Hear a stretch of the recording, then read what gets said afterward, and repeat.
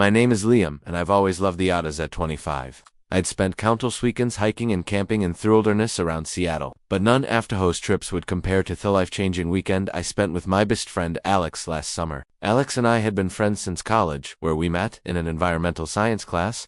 3 years ago, he was the kind of person who could light up a room with his smile, with wavy brown hair that always seemed perfect, perfectly messy and green eyes, sparkled when he talked about things he was passionate about. We'd grown close over the years, sharing a love for nature and adventure, though I'd been harboring deeper feelings that I kept carefully hidden. The trip started as a simple plan to escape the city for a weekend. We'd chosen a remote camping spot in the Olympic National Forest, a place I'd discovered during one of my solo hikes. It was a secluded area near Asmo Lake, far enough from the main trails to offer real solitude. "This is to be epic," Alex said, as we loaded me Subaru on Friday afternoon. "I need this break so badly. Work has been killing me lately." I watched him toss his backpack into the trunk, noticing how his strut lifted slightly as he reached up, revealing a glimpse of skin. I quickly looked away, focusing on securing our camping gear. The drive took about 3 hours, with Alex playing DJ and singing along to his eclectic playlist. As we got further from the city, forests grew denser, and the late afternoon sun filtered through the trees in golden streaks. "Remember that camping trip in sophomore year?" Alex asked, grinning, "when you tried to convince everyone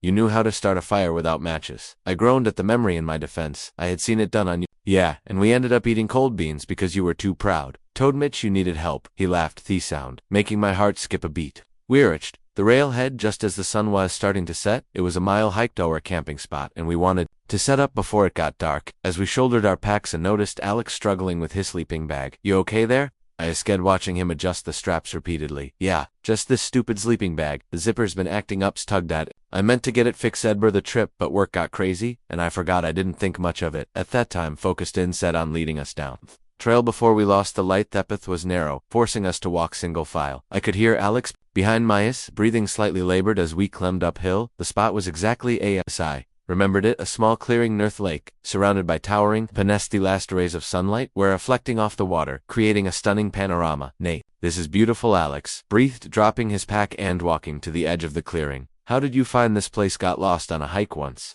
I admitted, joining him. "Best wrong turn I ever took." We set up camp efficiently, working together with the familiarity of old friends. I got theatened up while Alex gathered firewood, and soon we had a cheerful blaze going, though temperature was dropping rapidly, typical for early summer in the Pacific Northwest. It wasn't until we were sitting around the fire, eating the stir-fry I'd prepared, that Alex brought up the sleeping bag again. "So you ate chai? Have a bit of a problem," he said, poking at his food. "The zipper on my sleeping bag is completely shot. I tried fixing it earlier, but it's beyond repair." I looked up, my fork halfway to my mouth. "How body's it?" He got up and went to his bag, returning with what was essentially a large blanket. The zipper had complete lies buried, rendering it useless as a sleeping bag. "The forecast said it's going to drop into the low 40s tonight." Issa, concerned the nights could get surprisingly cold even in summer. Alex ran his hand through his hair in nervous gesture. I'd come to know well. "Yeah, no. Look, I hate to ask, but your sleeping bag is pretty roomy, right? Theon, you got for winter camping?" My heart started racing at his sagajet. My sleeping bag was indeed a larger model designed for winter camping and rated for below freezing temperatures. It was technically big enough for 2 people, though it would best snug. "Yeah, we could make that work," I said, trying to keep my voice casual. "Better than you freezing to death out here?" Lex smiled, relief evident on his face. "Thanks, man, I promise. I don't snore much." We spent the next few hours around the campfire, talking about everything and nothing. Alex told stories about his job at the environmental consulting firm, and he shared some of my adventures as a freelance photographer. As the night grew darker and colder, I became increasingly aware of our impending sleeping arrangements. Toward midnight, the fire had burned down to embers, and the cold was becoming impossible to ignore. Alex shivered, pulling his jacket tighter around himself. "Should we call it a night?" he suggested, his breath visible in the cooler. I nodded, perhaps a bit too quickly. "Ye good idea. Let me just make sure everything's secure," while Alex used the portable camp light to find his way to the designated bathroom spot we'd chosen earlier. I did a final check of our campsite. My hands were shaking slightly as I stored our food in the bear-proof container, and I wasn't sure if it was from the cold or nervousness inside Thetan. I laid out my sleeping bag while Alex changed into his sleep clothes, a t-shirt and flannel pajama pants. I tried not to watch as he pulled his shirt over his head, but caught a glimpse of his toned back in the dim light of our lantern. "So, how do ya want to do this?" Alex asked, standing awkwardly by the tent entrance. "You can get in first," he suggested. "That way you'll be against the Anton wall and won't have to climb over him if you need to get up." He nodded and carefully slipped into the sleeping buggy, turned off the lantern, plunging us in the tow. Darkness broken only by the moonlight filtering through the tent fabric. Taking a deep breath, I joined Jim in the sleeping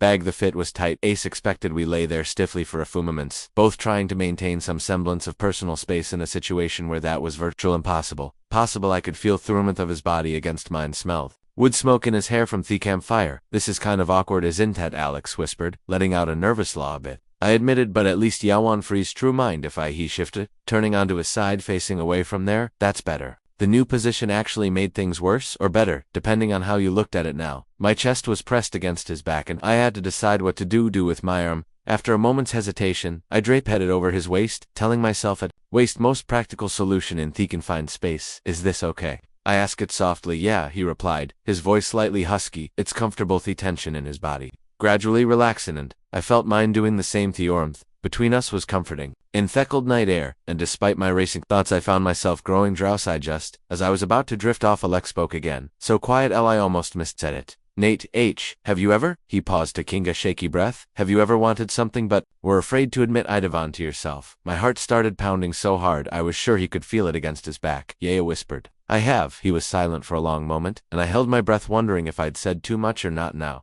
Then slowly, he moved his hand took over mine where it rested on his waist, turned our fingers. The world seemed to stop in that moment. Alex's hand was warm against mine, his fingers fitting perfectly between my own knees. Rough as spoke, but I could feel his heart racing. To match my own, finally Alex shifted, turning over to face me in the cramped sleeping bag. Even in the dim moonlight, I could see the intensity in his eyes. Our faces were inches apart, sharing the same breath in the small space. Nate, he whispered, reaching up to touch my face hesitantly. I've been wanting to tell you something for a long time, but I was scared it would ruin everything. Me too, I admitted, my voice barely audible. I felt this way since that day you helped me with my photography project in the rain. Remember? He smiled, his thumb brushing along my jewelry, when we got completely soaked trying to get the perfect shot of that waterfall. Yeah? I remember. That's when I first realized I was falling for you. The confession hung in the air between us. A moment before I closed the small distance and pressed my lips to his kiss was soft and tentative at first. Both of us still afraid of crossing a line we couldn't tongue cross, but then Alex's hand moved to the back of my neck, pulling me closer underneath. Hesitation disappeared. The sleeping bag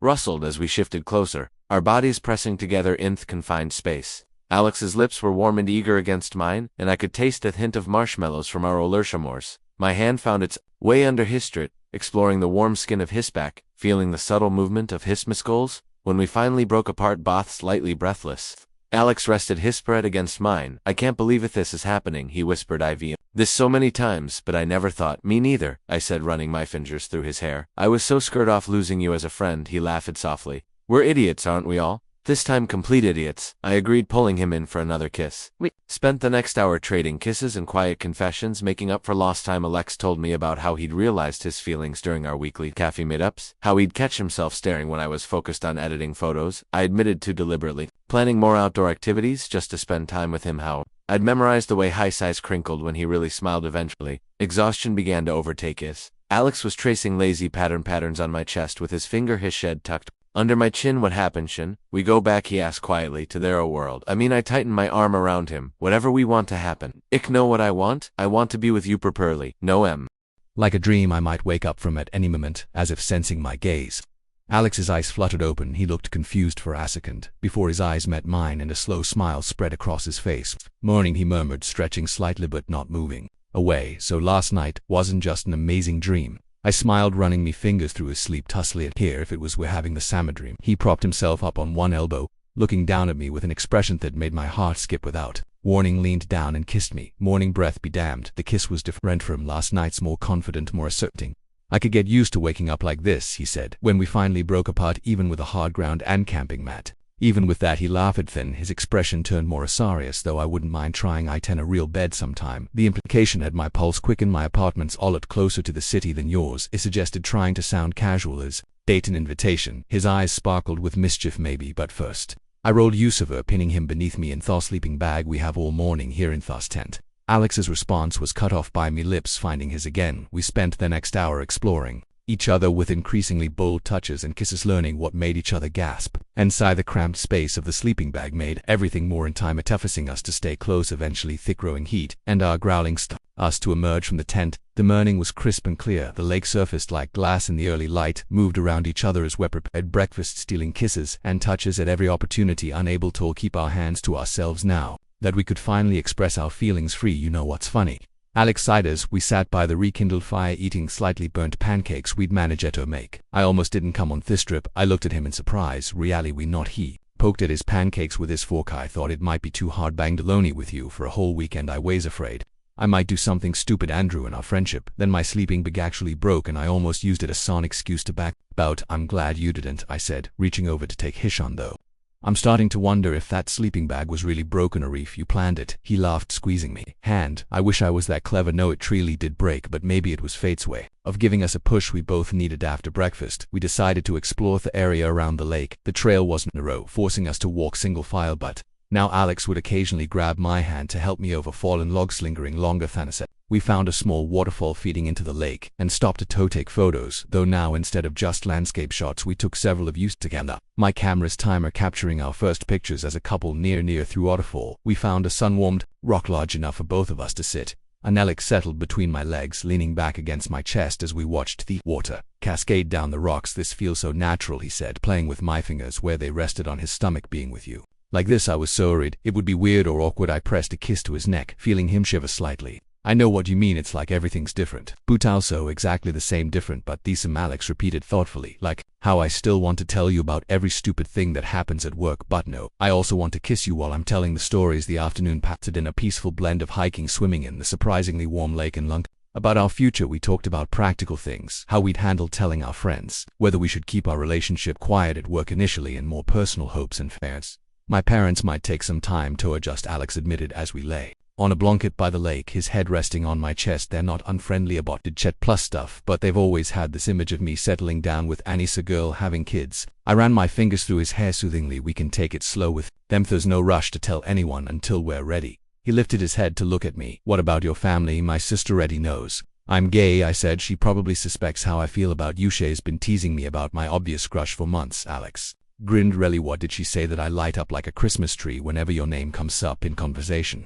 I felt my cheeks heat up at admission. That's adorable, he said, leaning up to kiss me. What started as a playful peck quickly deepened into something more heated. Before I knew it, Alex had shifted to straddle my hips, his hand sliding under my t-shirt. Alex, I gasped as his lips found my neck. Worry kind of in the open here. He laughed. Against my skin, we're miles from any O'Neills, he murmured. But he pulled back slightly, his eyes dark with desire. Though maybe we should save this fortnight. The promise in his voice sent a shiver down my spine. Tonight, I agreed, pulling him down for one more kiss. Before we reluctantly separated as that day progressed, we found ourselves growing more comfortable with casual displays of affection when we cooked dinner together.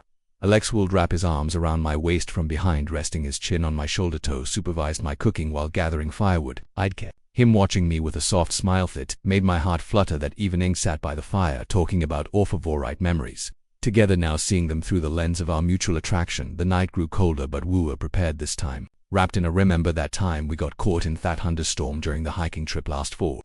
Alex asked, tracing patterns on my palm with his finger when we had to take shelter in that old ranger station. How could I forget? I smiled at the memory. We were soaked to the bone. I wanted to kiss you so badly that day. He confessed. You looked so good with your hair all wet and messy, and we were standing so close. Why didn't you? He shrugged. Same reason you didn't, I guess. Too scared to risk what we had. I turned to face him, cupping his face in my hands. Well, we're not scared anymore, are we? His answer was to close the distance between us, his lips meeting mine in a kiss. Thathled all the passion we'd been holding back for so long. The blanket fell forgotten, as well as ourselves and each other. The crackling fire and the star-filled sky are only witnesses. Later that night, in the privacy of our tent, we made love for the first time. It was tender and passionate, filled with whisper adonphus and gentle touches. Our blanket together beside the flame bodies, moving together as if we'd donate this 1,000 times before. The sleeping bag that had brought us together became our sanctuary, containing us. Soft moans and declarations of love woke on Sunday morning to the patter of light rain on the tent canvas. Alex was curled against me, his arm draped possessively across my chest, our legs tangled together. The events of the previous night played through my mind, bringing a smile to my face. I can hear you thinking, Alex mumbled against me neck, his voice rough with sleep. I turned to kiss his forehead. Good thoughts, very good thoughts. He lifted his head, his hair adorably mused, and smiled at me with such affection it made me heartache. No regrets, none, I assured him, pulling him closer. Except maybe that waited so long to do this. We spent the morning in the tent, listening to their rain and trading lazy kisses, neither of us wanting to break the SP of our private world. Eventually, though, we knew had to pack up and head back to reality as we dismantled our campsite, working together with the same efficiency as always, but now with stellar kisses between tasks. Alex suddenly stepped and looked at me thoughtfully. What is it? I asked, pausing in my Fold the tent. I was just thinking this place will always be special now. Our place, he gestured around at. They're clearing the lake now. Misty with rain wherever changed. I dropped the tent and walked over to him, pulling him into my arms. We should make it a tradition. Come back here every year, same weekend. I'd like that, he said, wrapping his arms around my waist. Though maybe next time should bring 2 working sleeping bags. You know, just for appearance's sake. I laughed and then not used them. Grinned, kissing me quickly before returning to his packing the hike back to. The car was slower than our arrival, partly because of the rain slick trail, but mostly because we kept stopping tokies against trees or simply hold each other, reluctant to leave our sanctuary. As we loaded our gear into the car, Alex suddenly grabbed my hand. Wait, he said, pulling me back toward him. Before we go back, he pressed me against the car and kissed me deeply, his hands cradling my face. I melted into the kiss, my fingers gripping his wet jacket, drawing him closer. When we finally broke apart, both slightly breathless, he rested his forehead against mine. I love you, Nate. I think I have for a long time. I just didn't let myself admit it. My heart soared at his words. I love you too, he whispered back, meaning it with every fiber of my being. The drive back to Seattle was different from our journey out. Alex still played DJ, but now he held me hand over the center console, only letting go when I needed both hands for driving. We talked about everything and nothing, our plans for the week ahead. How would tell our friends what movie you'd watch on our first official date. Oswa approached the city, the familiar skyline coming into view. Alex squeezed me hand. You know what's funny, he said. I was so worried about going back to our world, but now I'm kind of excited. Yeah. I glanced at him, seeing my own happiness reflected in his face. Yeah, because now I get to do all the normal things we always do: coffee runs, movie nights, hiking trips, but I also get to tease you and hold you and fall asleep next to you. He brought our joint hands to his lips, kissing my knuckles. It's like getting to fall in love with my best friend all over again. I smile, feeling warmth spread through my chest. It's perfect. I agreed. You're perfect. Asks drove through the city streets heading toward Alex's apartment. I couldn't help but marvel at how much had changed in just 2 days. A broken sleeping bag had led to the most important revelation of my life, transforming a friendship ship into something even more beautiful. When he pulled up outside his building, neither of us moved to get out immediately. The rain had followed us back to the city, creating a cozy bubble. Us in the car stay tonight? Alex asked softly. I'm not ready to let you go yet. I leaned over and kissed him gently. Not ready to let you go either. Not tonight, not ever. As we carried his camping gear up to his apartment, stealing kisses in the elevator and lowing like teenagers, I knew with absolute certainty that this was just the beginning of our story. That broken sleeping bag hadn't just given us one magical weekend. It had given us a future together filled with promise and possibility. And somewhere in the Olympic National Forest, our little clearing by the lake waited for our return, ready to witness more chapters in a war love story in the years to come.